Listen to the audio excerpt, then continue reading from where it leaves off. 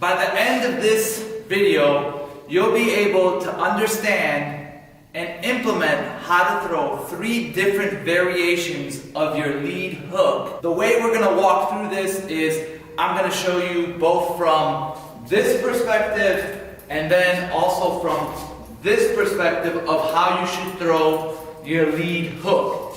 This is a really good drill that you can do on the heavy bag to tighten up your hook, to put more emphasis behind your lead hook, and finally, how to target your lead hook against your opponent.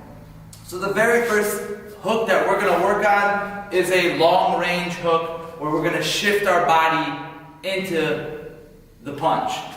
So simply put is you're in your boxing stance, you're close enough to the bag that you can throw your hook. But what we want to do is we want to shift our weight slightly. Alright, and the reason I want to shift my weight is because I want to put some power behind that hook. And I'm not going to throw a short hook, I'm going to throw an extended hook at the bag. And so I shift, turn, shift, alright, shift, turn. And you'll notice that my left hand is planted to the side of my face the entire time. Now from this angle, it's going to look a little bit different, but what you're going to do is you're going to shift, and you see that you shift your weight, your foot moves, you kind of load that back leg up, and then turn over your hook. Shift, turn over that hook. Shift, and rotate into that hook.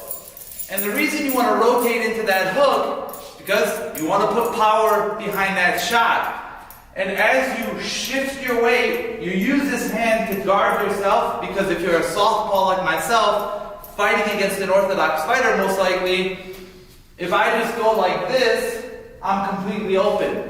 But if I shift with my weight, I close the distance, get closer to my opponent, and then turn that hook over. Sometimes my foot will turn in, sometimes it won't. It's really a preference of you as a fighter.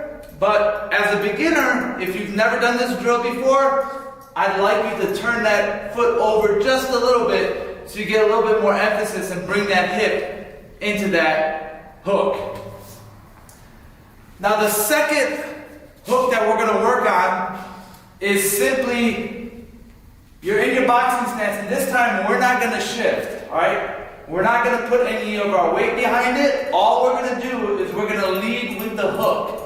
And the reason you want to lead with the hook this time, instead of shifting the weight, is because you want to vary things up. You want to have an arsenal of punches that you can use in the ring. And if you just do the same thing over and over, it may not work for you, because eventually you're going to get exposed.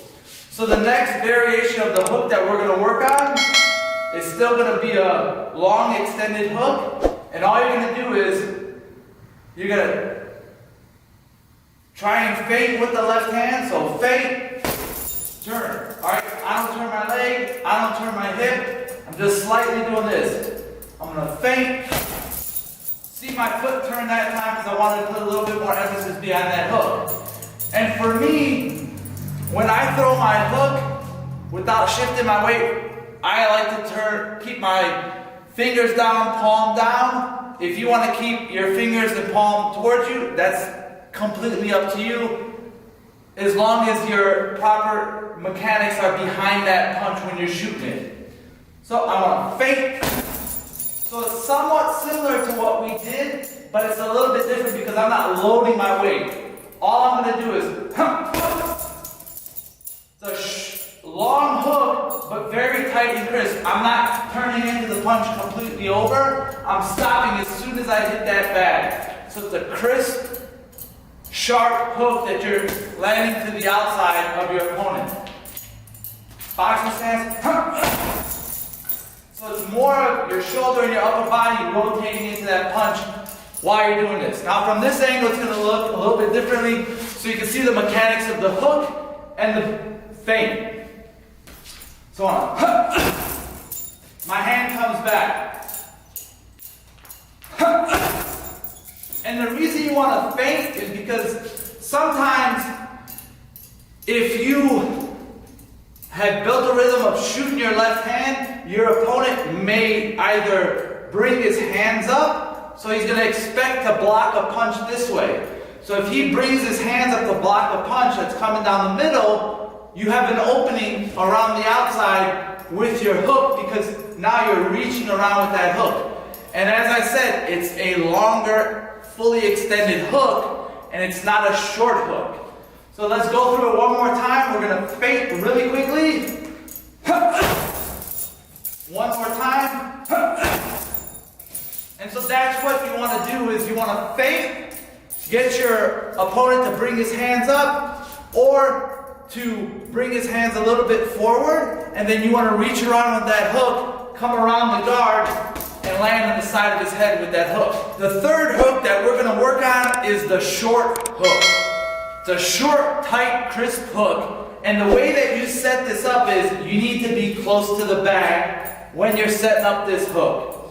And there's two ways that you can set it up. You can slightly shift your weight in because you're already close to your opponent. So you want to shift in. This hand comes up here, blocks the left side of your face, but it also acts as a way to block the vision of your fighter. And as you simply put this hand up here, block it for a split second, you've loaded up, and you shot that short hook. So let's try that again so we can work on. See, I'm very close to the bag. My hip gets into the punch. Sometimes my lower foot will turn into it, and sometimes it won't. It's just a preference of when I'm shooting this hook. So I'm here, very close to the bag. I block myself, try and slightly blind my opponent, put something in his face, and then turn over with the hook. Now from this angle, it's going to look a little bit different, but it's the same thing. You want to come inside, you're this way, and as you're here, you want to turn into that hook.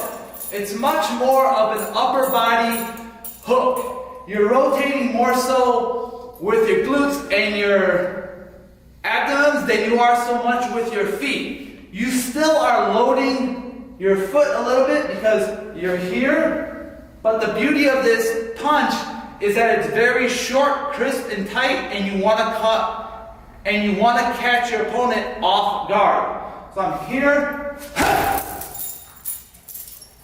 here. The second version of the short hook is a little bit different. So I'm very close to my opponent, short hook, all right? And you can throw it like this, or you can throw it like this. Sometimes with the short hook, it's better to face your palm towards you than downwards because it puts a lot of stress on your arm when you're shooting that hook. But once again, it's a personal preference of what you want to do. And I think varying the hook, the short hook, whether it's like this or like this, is beneficial in any circumstance when you're in the boxing ring. But once again, you're just here really close with your opponent, and you're going to work on turning your body into it, all right? Turn your body into it.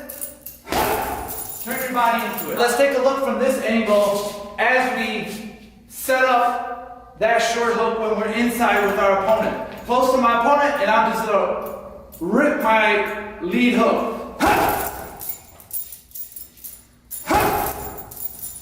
And you'll see that I turn into that punch. My foot doesn't get into that punch right now.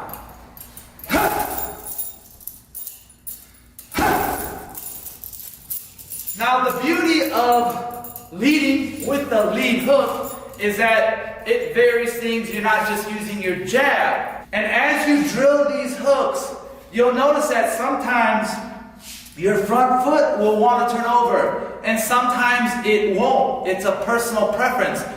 And the better the mechanics are, and the better that your punching becomes, the more easier it will be for you to determine whether your foot's going to turn over or it's not going to turn over. Because as you start working on these drills, whether it's the first hook where we just turn in, load our weight, and then shoot, it's a longer hook, sometimes that leg may come in, and sometimes you may want to throw it with your palms facing you, and sometimes you may want to throw it with your palms facing the ground. It's all personal preference. But the goal of these 3 drills is to give you an option for throwing your hooks. Whether you're in close with your opponent, whether you're just outside of your opponent, or whether you're just in range with your opponent. And that's the beauty of drilling things in the gym and working on them repetitively, because the more that you execute these drills and the better that you become at executing these drills, the better and easier they'll become to execute inside the boxing ring.